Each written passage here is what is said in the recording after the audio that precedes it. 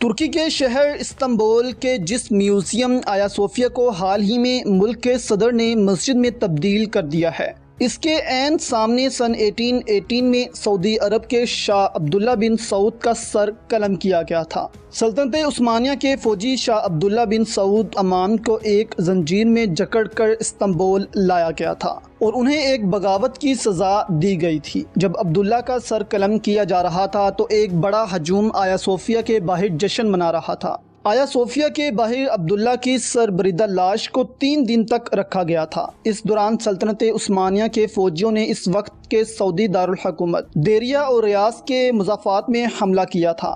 سن 1924 میں عثمانی سلطنت سمٹ کر جدید ترکی تک رہ گئی تھی اور جدید ترکی عثمانی سلطنت کو اپنی شاندار تاریخ سمجھتا ہے۔ سعودی عرب ترکی کے ساتھ اپنی یہ ہولناک تاریخ کو شاید ہی بھولے گا۔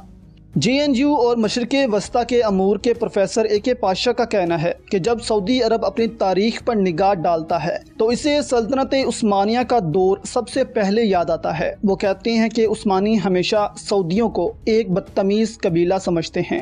اگرچہ سعودی عرب میں مکہ اور مدینہ ہیں اور یہ دونوں عثمانیوں کے ماتحت بھی رہے ہیں، لیکن کوئی ترک سلطان کبھی حج پر نہیں گیا۔ سعودی عرب کے موجودہ حکمران شاہ سلمان اور 34 سالہ ولی عہد شہزادہ محمد بن سلمان عبداللہ بن سعود کے ہی خاندان سے تعلق رکھتے ہیں، جن کا آیا صوفیہ کے سامنے سر قلم کیا گیا تھا۔ سعودی عرب اور ترکی دونوں ہی سنی مسلم ممالک ہیں، لیکن دونوں کی تاریخ خون ریزی سے بھری ہوئی ہے۔ سن 1932 سے پہلے 2 مرتبہ سعودی عرب کو ایک ملک بنانے کی کوشش کی گئی، لیکن دونوں مرتبہ سلطنت عثمانیہ نے اسے روک دیا۔ پہلی بار سن 1818 میں اور دوسری بار 1871 میں اس سازش کو ناکام بنایا گیا۔